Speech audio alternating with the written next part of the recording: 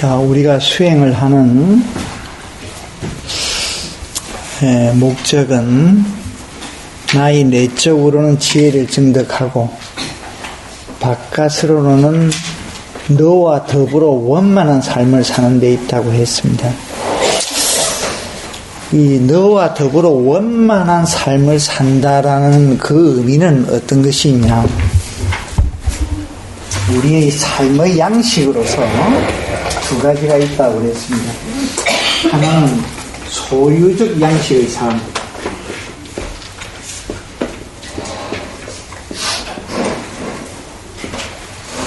두 번째는 존재적 양식의 삶.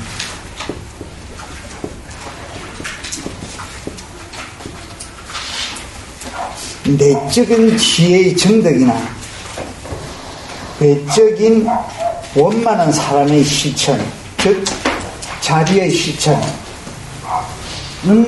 둘 다가 소유적 양식의 삶으로부터 존재적 양식의 삶으로 나아가는 것입니다. 자, 그러면 이 소유와 존재에 대한 확고한 어떤 이해, 개념적 이해를 위해서 지난번에는 시적 표현의 신뢰를 들면서 두 가지 양식의 차이를 살펴보았습니다. 오늘은 그 소유와 존재에 대해서 그 정체성이랄까 그 차이를 어법상의 변화를 통해서 한번 살펴보겠습니다. 소유와 존재에 대한 의미를 확고하게, 정확하게, 분명하게 이해를 하는 것이 관건입니다. 이것이 수행하고 그대로 직결이 됩니다. 수행의 실제에서 또는 지난 학기 담마스쿨에서 그런 이야기를 했죠. 우리가 깨달음에는 큰 두 가지의 통로가 있다. 처음에는 첫 번째 통로는 인식의 전환이라고 그랬습니다. 인식의 전환. 인식의 전환이 우선입니다. 그러니까 인식의 전환은 1차적으로 개념이 정리해서 오는 것입니다. 논리를 통한 개념의 정리. 그 개념의 정리가 서서히 개념은 떨어져 나가고 개념과 관념은 떨어져 나오고 그 존재 그 자체가 몰약 나를 뒤덮을 때 인식의 대전환이 일어납니다. 이것은 굉장히 순간적으로 일어난다고 그랬습니다. 그것이 먼저거든요. 이제 그것을 위해서 제가 여러 가지 소유와 존재에 대한 그 의미의 차이를 여러 가지 통로를 통해서 방향을 통해서 여러분들한테 설명을 하려고 하는 지금 시도입니다. 시도. 어법상의 변화는 소유와 존재 그 어느 쪽에 중점을 두는가 하는 방법의 변화는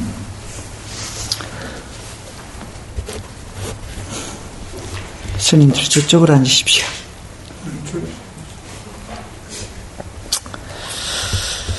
근현대 동안의 여러 언어에서 아주 고다음 구절이 중요합니다. 점점 명사의 사용이 늘어갑니다. 그리고 동사의 사용이 줄어들고 있습니다. 현대 삶 속에, 생활 속에 언어의 구조가 지금 이렇게 변해가고 있습니다. 나중에 그 실내를 한번 살펴보겠습니다. 명사라는 것은 어떤 물건을 표시하는 품사입니다. 그죠? 나는 어떠한 물건을 가지고 있다. 가지고 있다. I have 이렇게 말하는데, 예를 들어서 나는 지금 컵을 가지고 있다.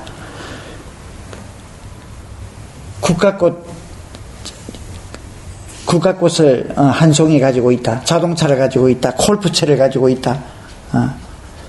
이렇게 우리는 표현합니다.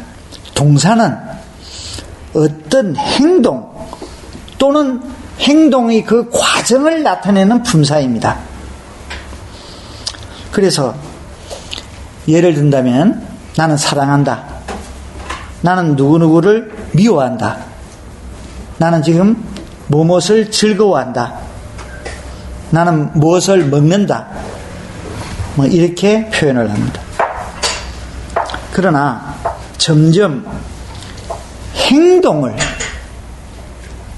또 행동의 과정을 소유의 측면에서 표현하는 경우가 늘어나고 있다는 것입니다. 즉 명사가 동사를 대신해서 쓰이고 있습니다. 그러나 그 과정이나 행동은 소유될 수 있는 것이 아니라 경험되어질 수 있을 뿐입니다. 그죠? 예. 행동은 그렇습니다. 소유될 수 있는 것이 아닙니다. 경험되어지는 것입니다. 그런데 그것을 명사화로 탈바꿈함으로써 경험을 부정해버리고 소유하려는 경향으로 현대는 전개되고 있다는 겁니다. 여기에 우리 삶의, 우리 사회에 문제가 있는 것이에요. 자, 나는 우선 빨리어 사전을 가지고 있다. 라고 했을 때 나는 가지고 있다라는 그 표현은 그 본래의 뜻으로 이해되어야 됩니다. 그야말로 그 명사를, 그 명사가 지칭하고 있는 그것을 내가 가지고 있다. 뭐 이런 뜻이란 말입니다. 그러니까 그것은 하등의 문제가 발생되지 않죠. 그런데 요즘 우리의 언어 속에는 흔히 이런 표현을 하지요. 나는 그와는 다른 생각을 가지고 있다. 흔히 쓰는 센텐스지 않습니까? 문장이지 않습니까? 근데 나는 그와는 다른 생각을 가지고 있다라는 이 문장 안에서 나는 가지고 있다라는 표현은 모방의 표현입니다. 모방의 표현. 그의 생각이 그가 생각하는 것하고는 다른 방법으로 나는 또 생각하고 있다라는 거예요. 이게 모방의 표현입니다. 그러니까 앞에 나는 지금 파리의 한 권의 파리의 사전을 가지고 있다는 것하고는 전혀 그 구조가 다릅니다. 그것은 본래의 표현 방법이 아니라 비로 온 표현 방법입니다. 표현법입니다. 나는 어떤 생각을 가지고 있다는 것은 실은 이렇게 표현해서는 안 되죠. 나는 무엇을 생각한다라고 이야기를 해야 합니다. 그죠? 왜? 이것은 행동이나 혹은 행동의 과정이기 때문에 소유될 수 있는 것이 아니다는 거예요.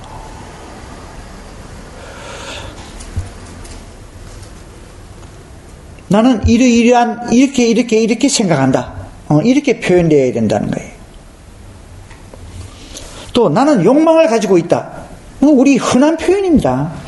일상생활에서. 이것도 잘못됐다라는 거예요. 나는 무엇이 어떻게 되기를 바란다. 이 말이거든요. 이것을 욕망이라는 명성화를 시켜가지고 그것을 소유하는 쪽으로 표현을 하고 있습니다.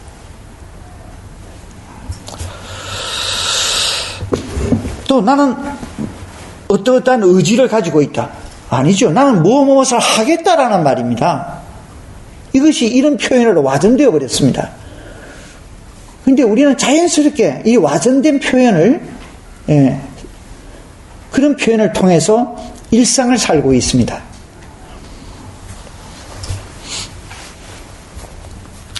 어느 시인은 에세이 속에서 이런 이야기를 이렇게 적고 있습니다. 사랑은 잔혹한 여신이다.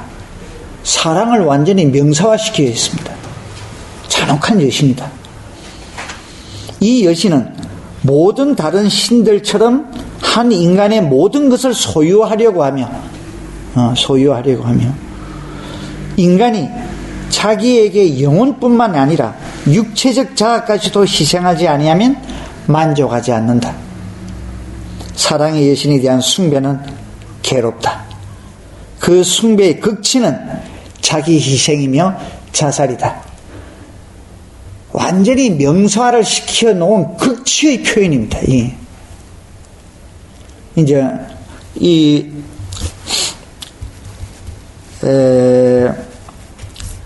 에드가 바우라는 그 영국 그 시인의 에세이인데, 이것을 칼 막스와 엥겔스는 현란하게 혹독하게 지적하고 있습니다. 에드가 바우는 사랑하는 인간, 즉 인간의 사랑을 사랑의 인간으로 탈바꿈시켰다.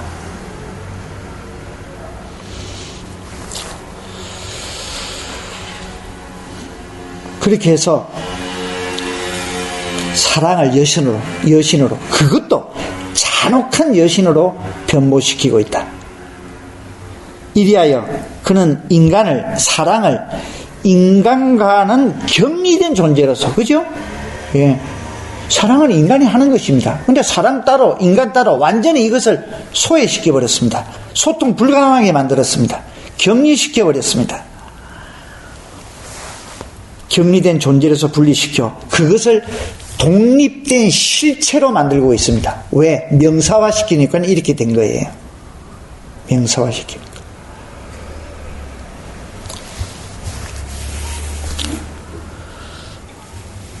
그래서 동사 대신 명사를 쓰는 결정적인 요인을 여기서 지적을 하고 있는데요. 사랑하는 행동의 추상화에 지나지 않는 그 사랑이라는 명사, 그것은 인간과 분리되어 버렸습니다. 사랑하는 인간은 사랑의 인간이 되어버립니다. 인간이 무엇을 누구누구를 사랑하는 것이 아니라 사랑은 여신이 되고 그 여신은 인간이 사랑하는 마음을 투사하는 우상이 됩니다. 우상은 허망한 것이죠. 희론입니다. 인간은 그 여신, 그 우상에게 사랑을 쏟습니다. 이런 소외 과정 속에서는 인간은 사랑을 경험할 수 없게 됩니다. 예. 이제 경험이라는 것입니다. 관계 맺음이 없어진다는 거예요.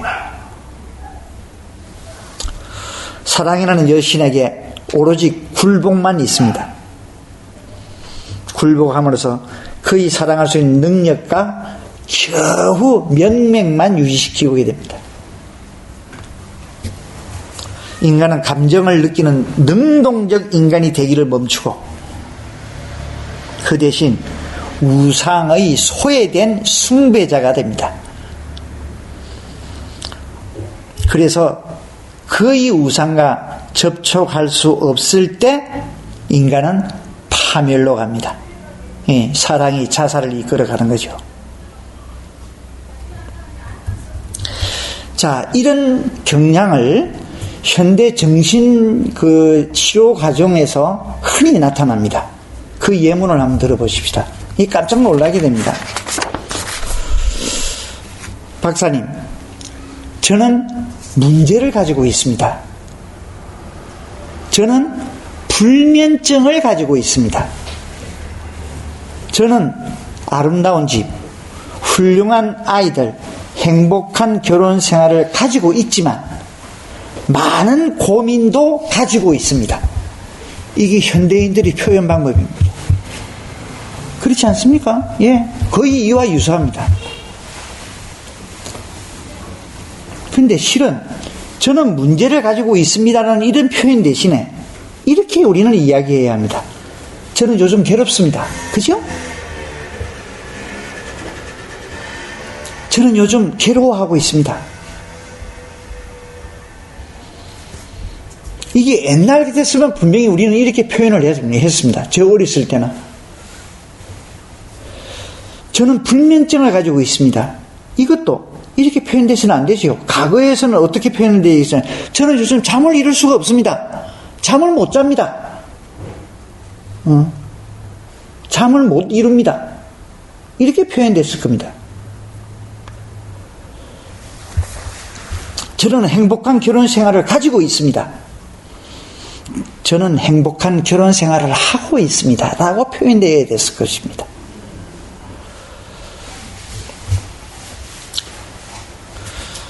나는 괴로워하고 있습니다. 대신에 저는 문제를 가지고 있습니다.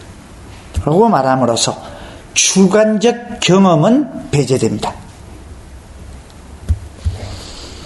내가 내 느낌을 소유하고 있는 그 무엇으로 문제로, 즉 어떤 문제로 변모시킨 것입니다. 그러나 문제라는 것은 온갖 종류의 곤란에 대한 추상적 표현에 불과합니다. 그러므로 나는 문제를 가질 수가 없습니다. 왜? 그것은 소유할 수 있는 물건이 아니기 때문입니다. 그러나 그것이 나를 가질 수는 있습니다. 그것이 나를 가질 수는 있습니다. 다시 말하면 나는 나 자신을 문제로 변모시킨 것이라는 말입니다. 그래서 이제 나의 창조물에 의해 소유당하게 되는 것입니다. 그래서 나의 능동성은 혹은 창조성 같은 것들은 소멸되고 수동성의 존재로 전락해버리고 맙니다. 이와 같은 어법은 감추어진 무의식적인 소외, 무의식적인 자기 고립을 드러내고 있는 것입니다.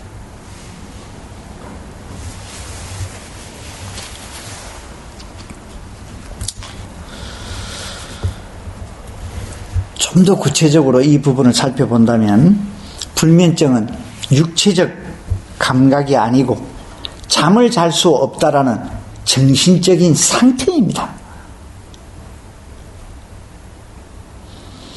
잠을 잘 수 없다는 말 대신에 불면증을 가지고 있다고 말한다면 이것은 잠을 방해하는 어떤 걱정, 긴장, 불안의 경험을 보류하고 정신적 현상을 마치 육체적 증상인 것처럼 심부톤처럼 다루고 싶어하는 것을 나타내는 표현입니다.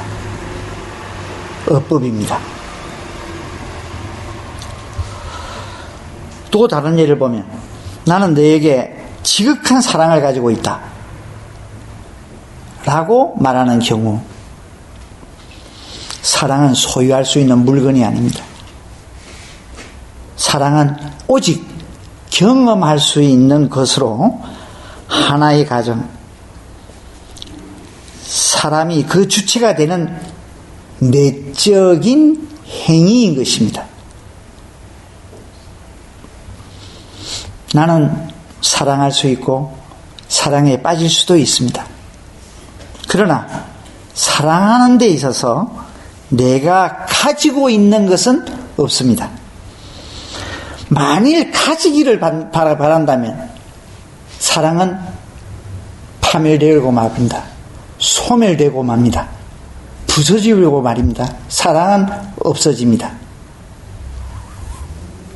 그래서 그렇게 되면 가지게 되면 이미 그것은 사랑이 아닙니다. 실제로 가진다는 그 의미가 적으면 적을수록 다시 말하면 자기에 대한 원함, 기대감, 무엇을 받으려는 의욕 이런 것들이 적으면 적을수록 더욱 많이 사랑할 수 있습니다. 그러니까 뭘 가진다는 소유의식을 놓아버려야만이 사랑이 성립됩니다. 그런데 현대인들은 사랑을 가지고 있으려고 합니다. 소유하려고 합니다. 그러니까 절대 현대인들은 사랑을 못하는 거죠.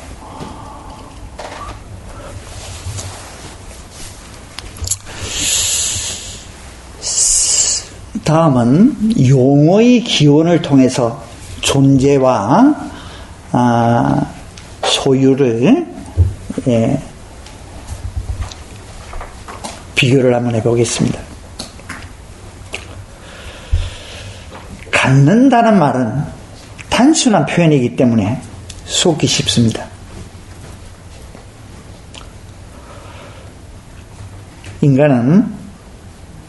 모든 인간은 무엇인가를 갖습니다. 옷을 가지고, 집을 가지고, 자동차를 가지고, 텔레비전을 가지고, 컴퓨터를 가지고, 세탁기 등을 가지고 있습니다. 무엇인가를 가지지 않고 산다는 것은 이제 불가능합니다. 그러면 어째서 소유가 문제가 되는 것인가? 안 가지고는 살 수 없는데,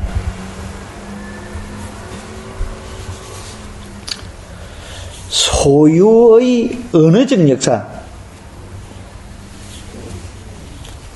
역사는 그 말이 실제로 문제임을 나타내주고 있습니다.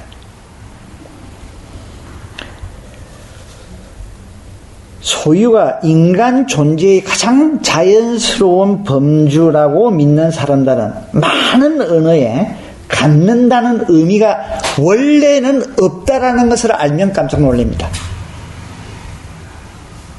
원어의 본래 기운으로 봤을 때 갖는다는 의미는 없다고 합니다. 예를 들면 히브리어에서 나는 가지고 있다라는 표현을 어떻게 표현해? 영어로 표현하자면 it is to me입니다. I have 이렇게 나가는 것이 아니고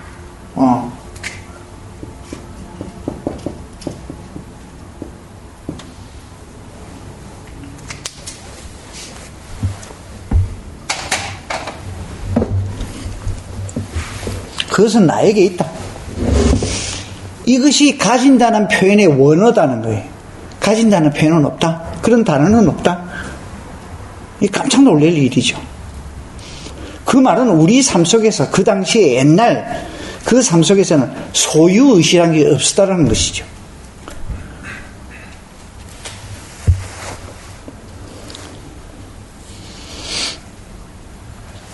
나는 갖고 있다는 표현 대신 이런 식으로 표현하는 언어는 매우 많다고 합니다.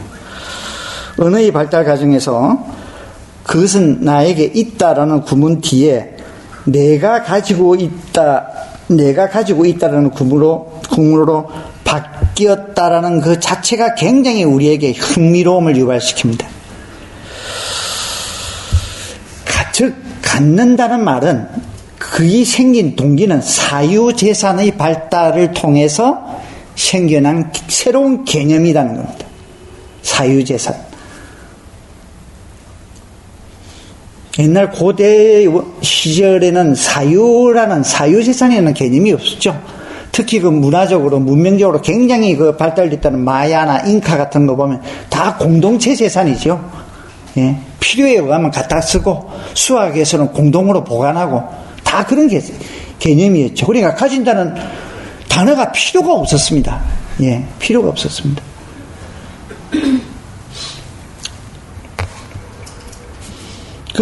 단어는 전부 다 필요에 의해서 나타나는 거니까. 동양은 논리학이 없습니다. 어리석어서 논리학이 없을까요? 논리가 필요 없기 때문입니다. 왜? 본체 개념이 없으니까, 실체 개념이 없으니까 논리가 필요 없던 겁니다. 그런데 서양은 본체 개념입니다. 본체 개념은 자연현상의 모순이거든요. 그러니까 논리적으로 이것을 어떻게 해야 되지? 끼워 맞춰야 돼서. 그러니까 논리학이 발달될 수밖에 없습니다. 동양은 그럴 필요가 없어요. 그와 마찬가지예요. 생활 자체가 소유가 필요 없었다. 그러니까 소유적 의미의 단어가 필요 없었던 것이죠.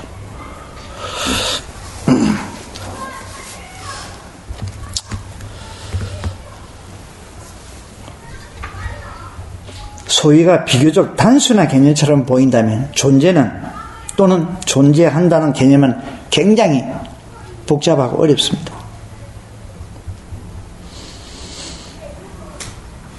그래서 실은 그 명사를 통해서 무엇을 설명할 수는 없습니다.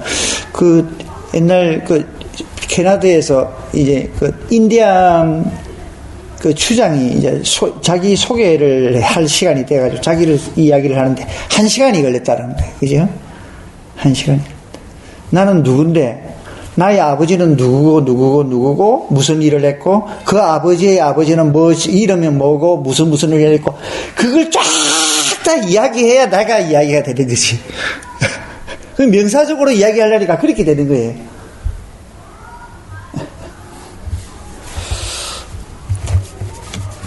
그래서 뭐 개념적으로 명사는 단순합니다. 근데 예, 동사는 그렇지 않습니다. 존재는 그렇지 않습니다. 존재의 개념은 이렇게 복잡합니다. 나는 간다. 간다를 설명을 한번 해봅시다. 이 간단한 문제가 아니야. 그치? 복잡해집니다.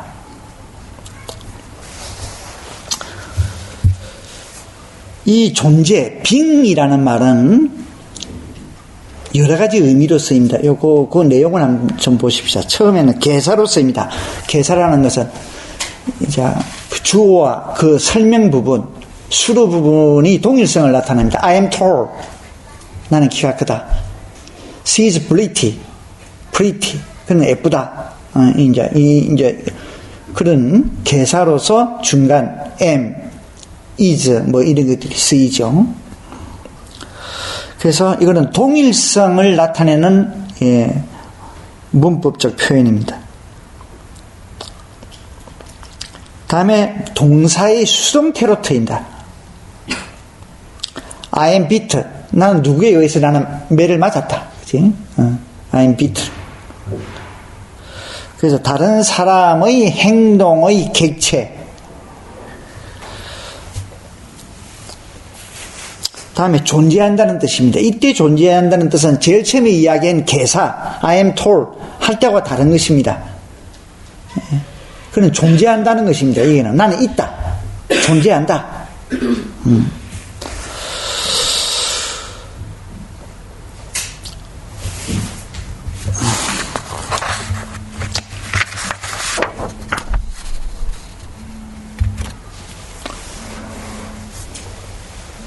이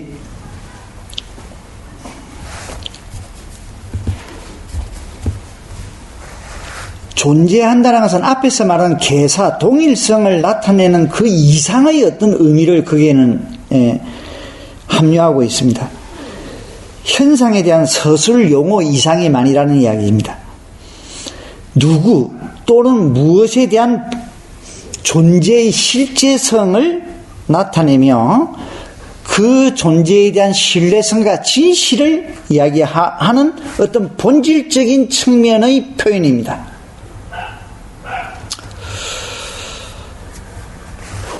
이 소유와 존재의 의미에 대한 이와 같이 예비적으로 살펴본 것은 몇 가지 결론을 얻을 수 있습니다. 생존의 두 가지 기본적 양식, 즉 자와 세계에 대한 두 가지 다른 종류의 지향, 두 가지 다른 종류의 성격 구조입니다. 그중 어느 편이 우세했느냐에 따라서 각 개인의 감정, 어떤 사고 또는 행동이 결정됩니다. 두 번째는 소유 양식의 소유의 존재 양식에서는 나와 세계에 관한 소유나 점유의 관계입니다. 이 관계 속에서 내 자신을 포함한 모든 사람, 모든 물건을 내 것으로 만들고 싶어 합니다. 나의 재산으로 만들고 싶어 합니다.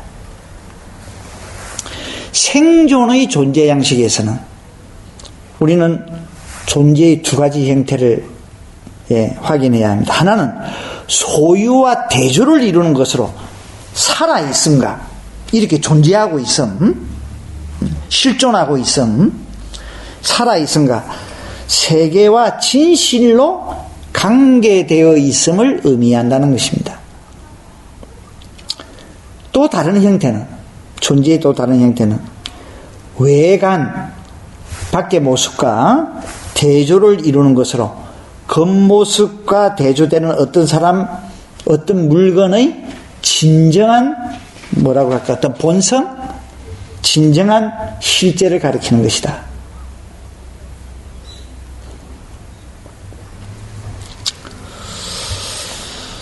자, 그 다음에 우리가 살펴볼 것은 존재의 철학적 개념입니다.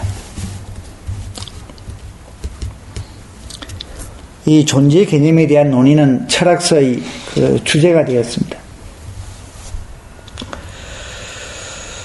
그 존재가 무엇인가가 서양 철학의 결정적인 그 문제의 하나이기도 합니다.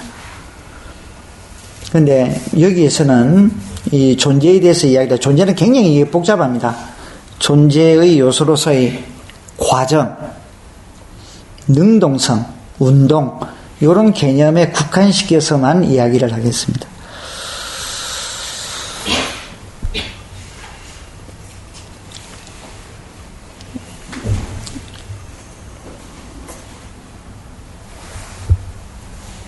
이 존재가 변화를 포함한다는 생각,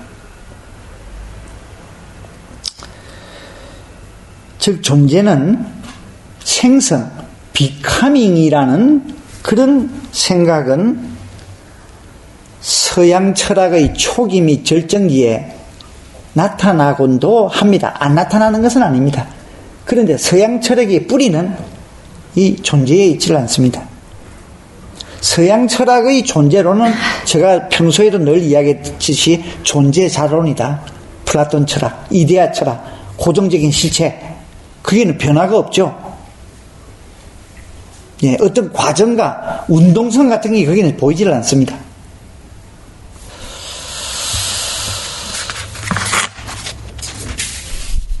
시간에 구애받지 않은 불변의 실체, 생성과는 반대의 개념으로 보는 입장인 그 이데아가 사랑의 경험보다는 더욱 실제성을 지닌다면 이데아로서의 사랑이 영구적이고 불변하는 것이라고 말할 수 있습니다. 그러나 그런 것은 없습니다. 이데아적 사랑이라는 것은 절대 있을 수가 없습니다. 생성하고 변하지 않는 존재는 없다. 살아있는 조직체는 생성하는 경우에만 존재할 수 있다.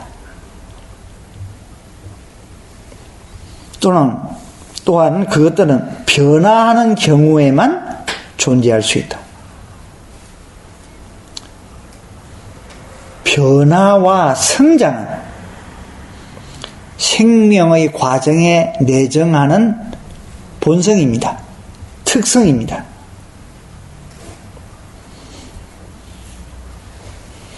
그래서 서양 철학에서 초기에 헤라클라이토스는 이제 이 변화를 이야기를 했거든요. 관념론의 극치의 거장이 이제 해겔인데, 이 관념론이라는 극에서 어떤 완전상을 보장받지는 못하는데, 그래도 역동적 관념론, 모든 것은 정체되지 아니하고 끊임없이 딱딱한 것에서부터 해이해지는 것으로 끊임없이 운동 상태에 있다. 그 운동 상태는 결국 변정론적으로 운동한다. 뭐 이런 주장을 해결이 있지 않습니까? 예, 정반합. 이제 그나마도 플라톤 철학에서 이탈을 해보려는 움직임이죠. 이제 특히 해결이 그렇게 된 것은 불교 철학의 영향을 받은 결과입니다. 자, 그 다음은 아주 중요한 부분이죠. 이제 현대 우리 생활과 직접적으로 만나는 항목입니다. 소유와 소비의 측면에서 소유와 존재를 비교를 한번 해보십시다. 소유의 다른 현현, 소유가 다른 측면에서 나타나는 것으로 합체라고 있습니다.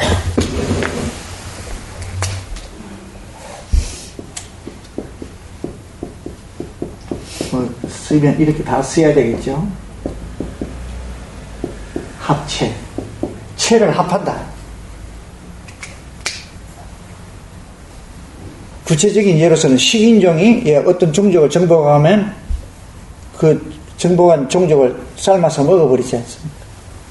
그런 잔인하거나 이래서 그런 것이 아니라 합체입니다. 합체.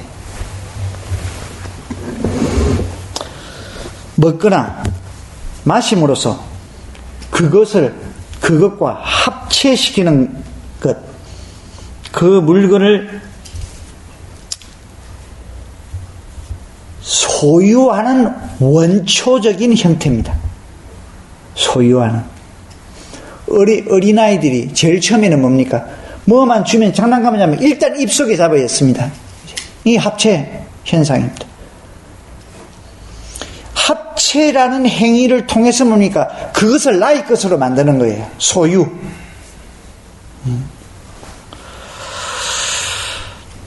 그래서 유아의 소유에 한 형태로 신체적 발달이 아직 소유를 지배하는 다른 형태를 가질 수 없을 때 나타나는 소유의 현연된 표현 방법입니다.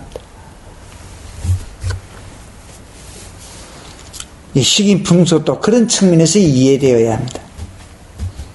또 사냥을 해서 그 심센 호랑이나 뭐 사자를 잡았을 때 그 심장을 먼저 꺼내서 먹는 것도 뭡니까? 그 힘생 동물과 합체가 됨으로써 내가 그렇게 용맹해지겠다라는 이런 바람에서 나오는 것이거든. 소유의식이죠. 역시.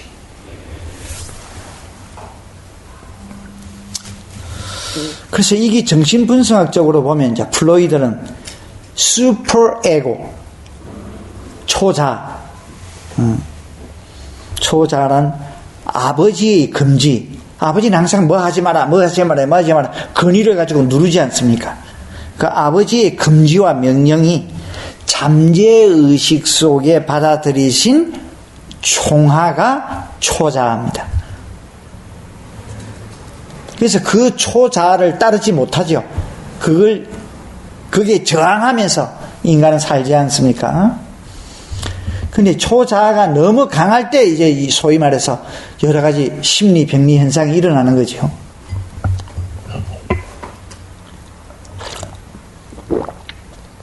그래서 권위, 제도, 사고, 이미지 등도 마찬가지 방식으로 잠재의식 속에 받아들이시고 있습니다. 또 이 밖에 생리적 욕구와는 관계가 없는, 따라서 제한을 받지 않는 형태의 합체가 있습니다. 이것이 현대의 지금 우리 삶의 문제거리인 소비 지상주의 태도입니다. 이거는 앞에서 말하는 합체, 즉 생리적 욕구, 육체적 그 어떤 그 합체, 이거하고는 좀 다른 종류의 합체입니다. 이것은 지금 이런 소비지상주의에 내재하는 태도는 온 세계를 지금 삼키려고 하고 있습니다. 소비자는 우유병을 달라고 고함을 치고 있는, 아우성을 치고 있는 어린 아이와도 같습니다. 이것이 결국은 알코올 중독, 마약 중독, 섹스 중독 같은 병리적 현상에서 뚜렷이 나타납니다.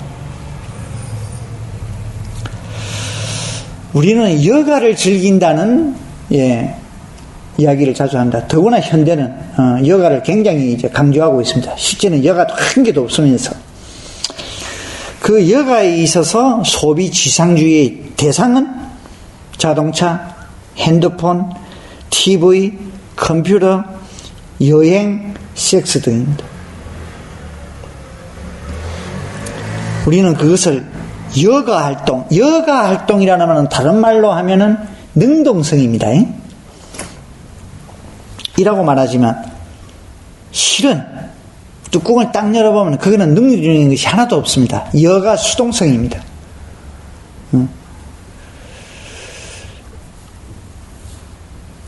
그 설악산의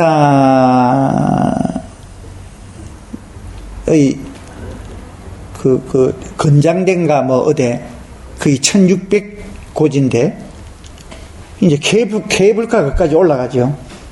그러니까 1600 산에 올라가는 사람이 복장이 뭐냐? 하이힐과 슬리퍼다. 이 말이 되느냐, 이게. 그지? 말이 안 되는 거지. 정황방에 올려도 발 디딜 틈이 없어. 개나 소나 다 와. 개나 소나. 치만 오면 좋나? 개까지 데리고 와.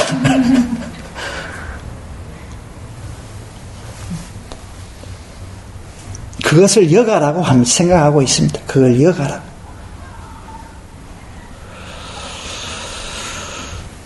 다시 말하면 소비는 소유의 한 형태입니다. 소비는 소유의 한 형태다. 그것도 오늘날의 이 풍요한 산업사회의 가장 중요한 소유 형태일 것입니다. 소비는 아주 다의적인 특질을 가지고 있습니다. 아주 그 속에는 무서운 음모 같은 것이 있습니다. 소유한다는 것은 뭐냐? 누구한테 빼앗기지는 말아야 되겠다라는 잠재의식이 그 안에는 있죠. 빼앗겨버리면 소유를 잃는 거니까. 소비를 한다는 것은 뭔가? 빼앗길 염려가 없지 않습니까? 그죠? 빼앗길 염려가 없습니다. 그러니 끝까지, 처음부터 끝까지 철두철미하게 나의 것으로 만들겠다라는 어떤 형태, 다른 형태로 나타나는 것이 소비입니다. 빼앗길 염려가 전혀 없죠. 빼앗길 염려가 없으니 나의 것이 확인되는 순간이지 않습니까? 그 소비를 통해서 나의 것을 확인하는 거예요. 아, 이게 얼마나 무섭습니까? 자기가 가지고 있는 것을 소비해버렸기 때문에 빼앗길 염려가 없다는 이유에서 소비는 불안과 초조, 걱정을 없애줘 버립니다. 그러나 그것은 더 많은 것을 소비할 것을 요구하게 됩니다. 그렇겠죠? 왜? 이전의 소비가 곧 만족성을 상실했기 때문입니다. 그래서 계속 소비해 가야 돼. 그래서 계속 뭔가를 쇼핑해야 돼. 취미가 쇼핑인 사람이 골치 아프지, 이제. 혹자가 있더라. 취미가 뭡니까? 쇼핑입니다. 현대의 소비자들은 내가 가지고 있는 것은 혹은 내가 소비하고 있는 것으로 자기 자신을 확인하려고 합니다. 존재감을 확인하려고 합니다. 그래서 소비는 안 없어집니다. 왜? 나는 존재의 욕망이 밑에 기초에 거기 깔려져 있기 때문에. 그래서 그 존재를 확인하기 위해서는 소비를 해야 되는 거죠. 소비를 하기 위해서는 쇼핑을 해야 합니다. 사야 합니다.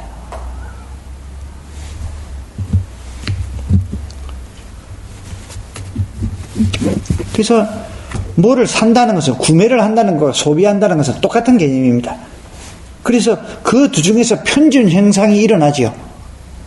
전혀 사용하지는 아니하고 계속 사들이기만 하는 자. 그래서 온 집안이 물건으로 가득만 채워. 그런 형태의 소비지상주의도 있죠.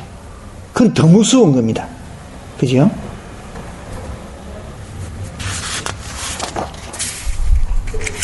자, 이렇게 여러 방향에서 소비와 소유 양식과 존재 양식을 비교를 해봤습니다.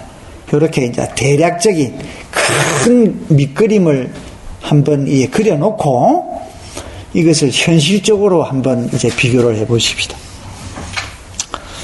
오늘날 우리가 살고 있는 이 사회는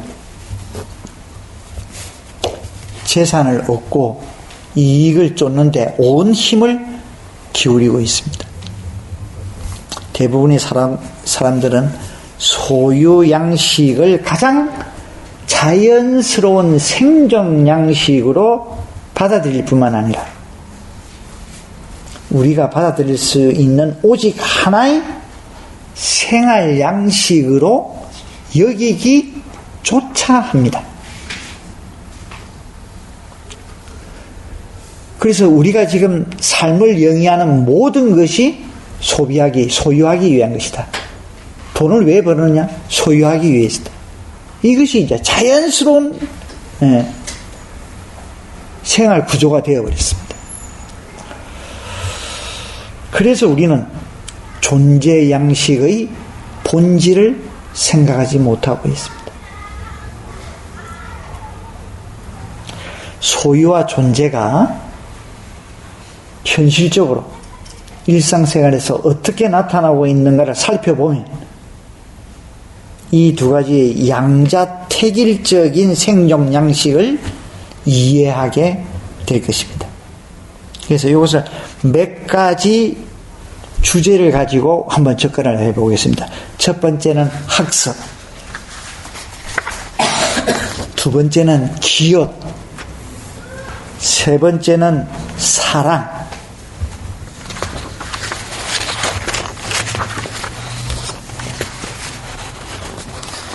네 번째는 지식, 다섯 번째는 대화, 여섯 번째는 신령, 일곱 번째는 권위. 예, 우리 삶의 모든 분야지요. 이것이 지금 이야기했던 이 항목들이 우리 삶에서 가장 중요한 삶의 주제들입니다. 예, 이게서 소유 양식의 삶과 존재의 양식의 삶이 어떻게 차이 있게 드러나는가를 보면 이제 자연스럽게 소유 양식의 삶과 존재의 양식의 삶이 개념적으로 이해가 될 것입니다. 그러면 그런 이해를 통해서 우리가 1차적인 인식의 대전환이 일어나기를 바랍니다. 자, 첫 번째가 학습입니다.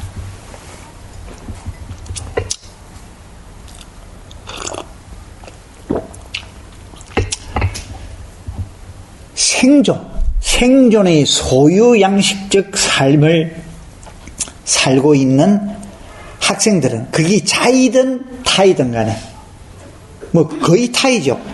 도저히 흘러가는 사회의 물결, 이 사회가 요구하는 물결이 그렇게 요구를 하고 있으니까 자기도 모르게 그렇게 따라갈 수밖에 없습니다. 그렇죠? 교육이 그거의 불가함을, 그거의 모순을 이야기해 주질 않으니까 그렇게 따라갑니다. 교육이 엄청난 문제가 여기에 있는 거죠. 자, 그런 학생들은, 이 소유적 양식의 삶을 살고 있는 학생들은, 선생님들이 하는 강의를 듣습니다. 학원 강의는 이거는 완전히 빼놓고, 그거는 목적이 변한 거니까, 그죠? 강의를 듣고, 그 내용의 논리적 구조와 의미를 이해하기 위해서는, 첫 번째, 100이면 100, 아니 100 한 50% 정도 하는 것이 뭡니까? 일단 적습니다. 노트에 적어야 돼. 강의의 내용을. 안 적는 사람은 없습니다. 스님 저는 안 적고 mp3에 녹음을 하는데요. 일단 적습니다.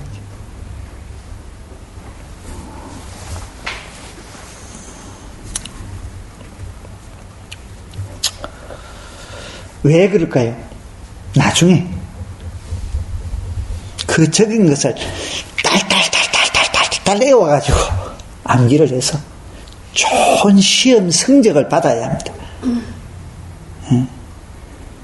점수가 높지 않으면 이 생존의 문제가 생깁니다. 그죠?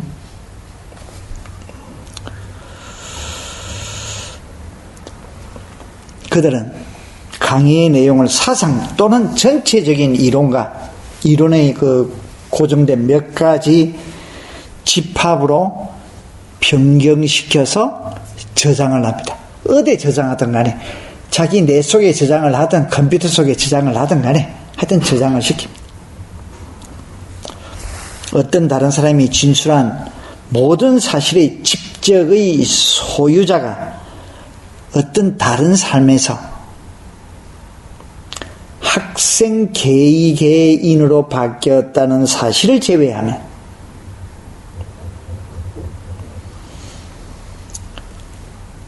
학생들과 강의 내용은 서로가 여전히 아무 관계가 없는 무관한 상태 그대로입니다. 서로 관계성 같은 게 없어 영향을 끼치지 아니해 경험의 언저리에 있질 않습니다. 다시 말하면 그 내용은 학생들 자신의 개인적인 사상체계의 일부가 되어서 그들의 사고 내지는 의식 구조를 풍요롭게 재생산하지는 못하게 된다는 말입니다. 이 부분이 제일 중요하죠. 소유 양식에 젖은 학생들은 단 한 가지의 목표만 지닙니다. 배운 것을 단단히 기억하거나 혹은 노트를 초상보다 더 소중하게 간직함으로써 배운 것을 지키려는 것입니다. 그들은 어떤 새로운 것을 창조하거나 생산하거나 또 재창조하려고 하지 않습니다. 소유형의 사람은 어떤 주제에 관한 새로운 사고나 개념이 나타나면 오히려 당혹스러워합니다. 힘들어합니다.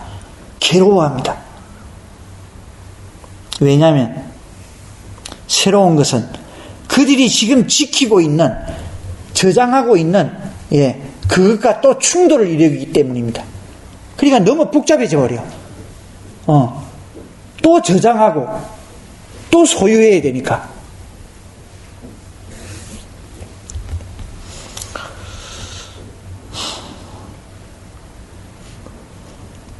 그래서 이때까지 자기가 알고 있는 그 지식에 의혹이 생기는 것을 굉장히 못마땅하게 생각하고 괴로워합니다. 안절부절합니다. 스트레스를 느낍니다. 실제로 소유를 세계와 관계를 맺는 주요한 형태로 파악하고 있는 사람에게는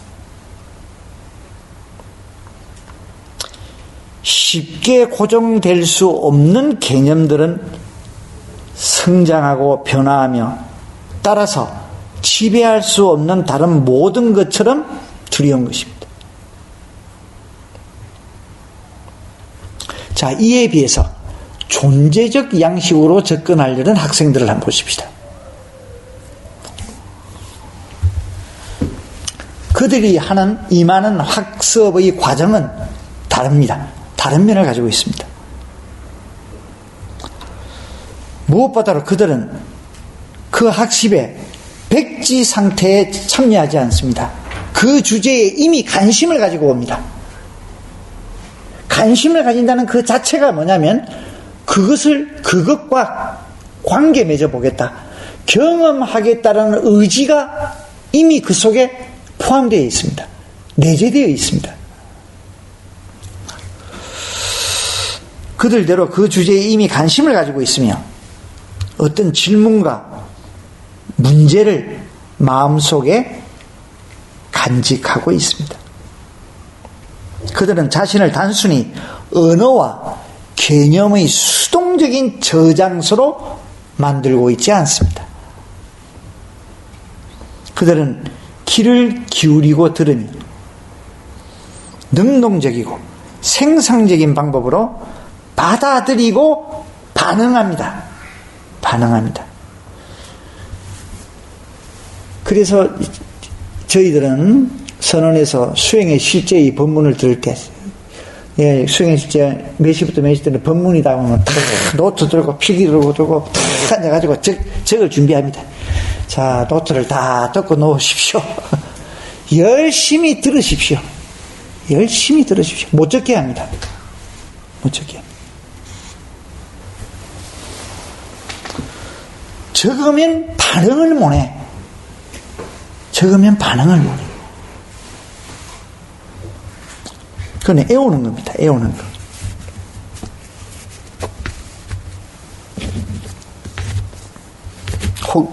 누구는 그럽니다. 나도 들어서 하는 건데, 지금, 우리나라에서 모처에서 이제 가르치고 있는, 이바사나를 가르치고 있는 한 제가인인데, 세우민에서 수행을 할 때, 어제 우연하게 그 사람이 노트를 봤다라는 거예요. 그러니까 사야도의 말, 무슨 어떤 법문, 이런 데서, 그걸 잘 적어가지고는 막 밑줄 긋고, 그것도 막 빨간 줄 긋고, 파란 줄 받고, 검은 줄 긋고, 이래서 온 노트가, 그렇게 되어 있더라고요.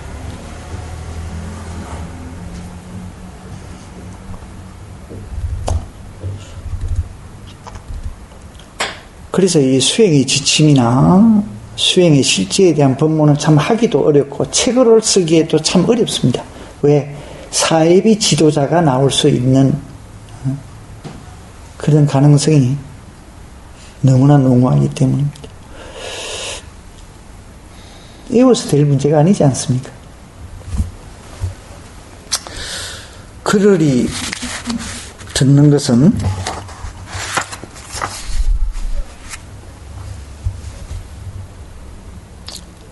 그들 자신의 사고를, 의식을 자극합니다.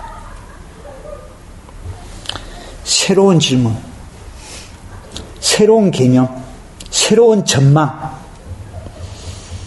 그런 것들이 마음속에서 일어납니다. 이렇게 하여 존재 양식을 가진 학생들의 학성 과정은 살아있는 과정입니다. 그 자리에서, 강연을 들은 그 자리에서 그네들은 변화해버립니다. 그러니까 강연 듣기 전의 나와 강연 듣고 있는 과정이 나와 가들은 나는 동일자가 아닙니다. 순간순간 변해져 갑니다. 진행되어져 갑니다. 운동되어져 갑니다. 이것이 존재 약식의 학습입니다.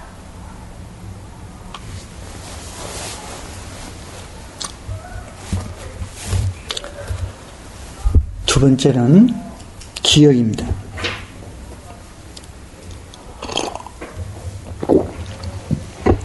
소유 양식에서나 존재 양식에서나 둘 다 공히 기억은 발생합니다. 그러나 기억의 형태가 이루어지는 결합의 종류에 있어서 판이하게 다릅니다.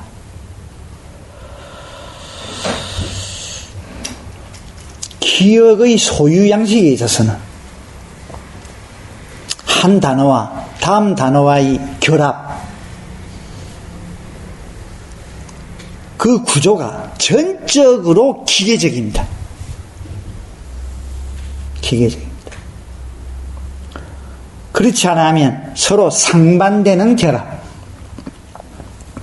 또는 어떤 한 점에 집중하는 개념의 관계 또는 시간, 공간, 크기, 색채의 결합 혹은 어떤 주어진 사상체계 내의 결합과 같이 그 결합은 순전히 논리적일 수도 있습니다. 이에 비해서 존재 양식의 기억은 능동적입니다.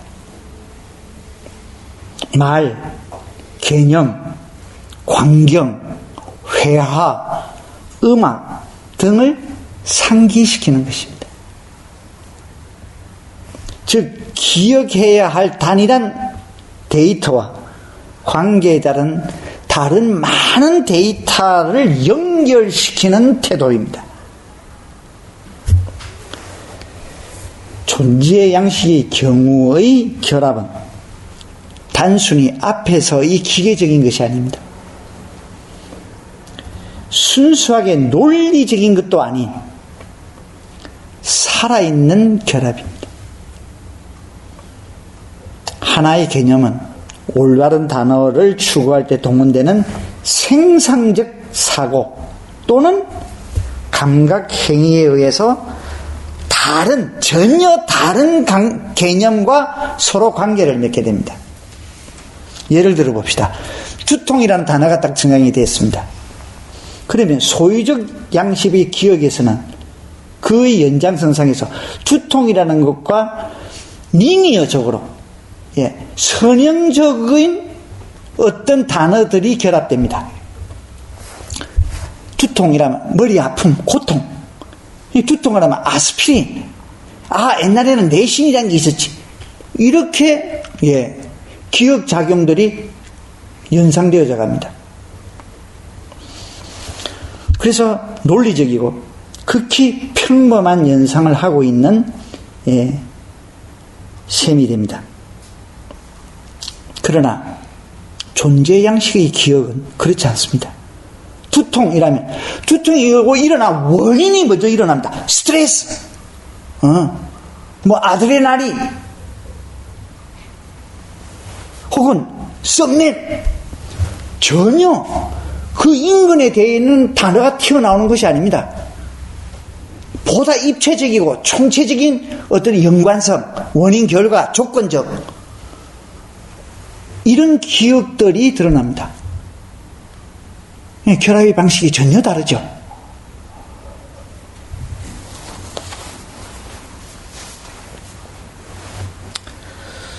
그래서 현상을 연구하는 동안에 얻은 통찰과 연결하고 있는 셈이 됩니다.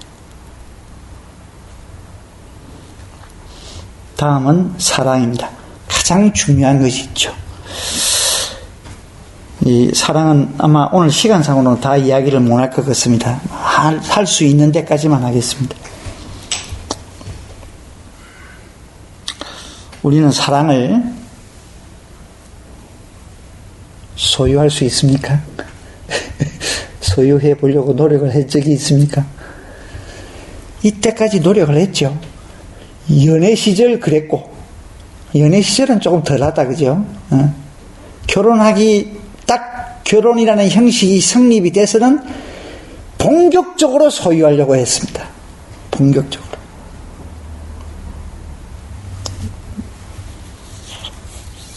만약 이 소유가 가능하다면 사랑은 하나의 사물, 즉 우리가 소유할 수 있는 어떤 실체여야 합니다. 사랑은 단지 추상적 개념일 뿐이며 아무도 이 여신을 본 적은 없을 것입니다. 실제로는 사랑이라는 행위, 즉 사랑하다라는 것만 있을 수 있습니다. 경험입니다. 사랑하는 것은 생산적인 능동적 행위입니다. 생산적이어야 합니다. 사랑을 했는데 소멸이 왔다. 비생산적이다. 이거는 사랑하지 않은 것입니다.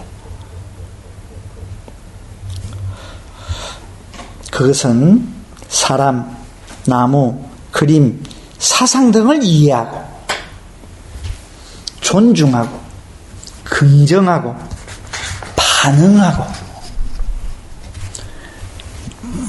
누리고 행위하는 것입니다. 누리는 것입니다. 그것은 너의, 그의, 그녀의 생명력을 증대시키는 것이고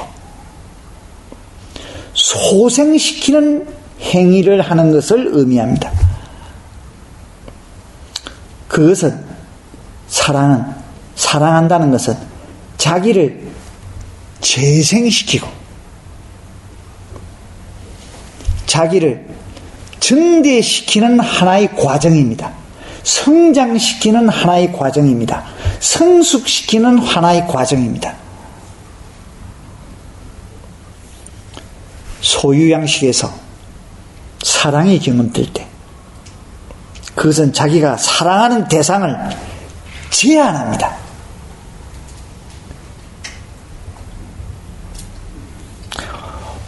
오빠 내 아이면 다른 사람 만나면 죽인데 제한은 네 다른 남자 만나지 마 제한하는 것입니다. 사랑을 제한하고 감금하고 통제하는 것을 뜻합니다. 그것은 생명을 주는 것이 아니라 목을 조리는 것입니다.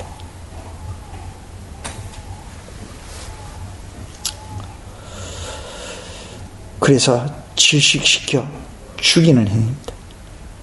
대개의 사람은 사랑하고 있지 않다는 사실을 숨기기 위해서 사랑이라는 단어를 오용하고 있는지도 모릅니다. 자식을 진정으로 사랑하고 있는 부모가 얼마나 되는가는 여전히 미해결 사항입니다.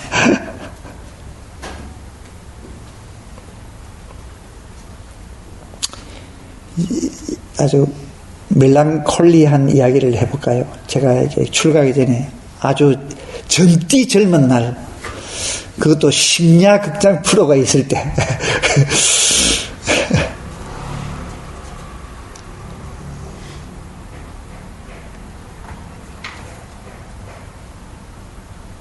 아웃 오브 아프리카 영화가 들어와서 봤습니다.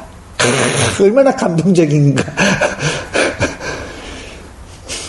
남자가 사랑을 하려고 하고 여인은 사랑을 제한하고 감금하려고 했습니다.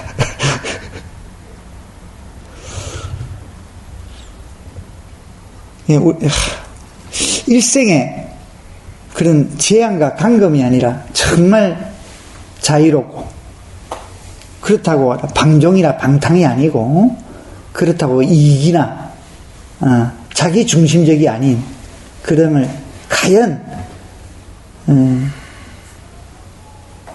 나는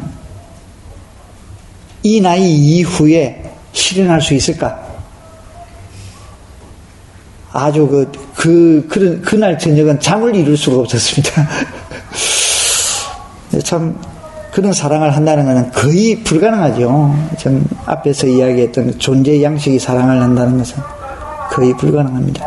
이런 사랑을 위해서 전제 조건이 수행이 따라지지 않는다면 이거는 아마 120% 불가능할 거라는 생각이 듭니다. 네. 오늘 뭐 이 사랑에 대한 것을 이야기할 게가 워낙 많기 때문에 다음도 반 정도는 뭐 사랑에 대한 이야기를 해야 될 것 같습니다. 예, 오늘 그만하겠습니다.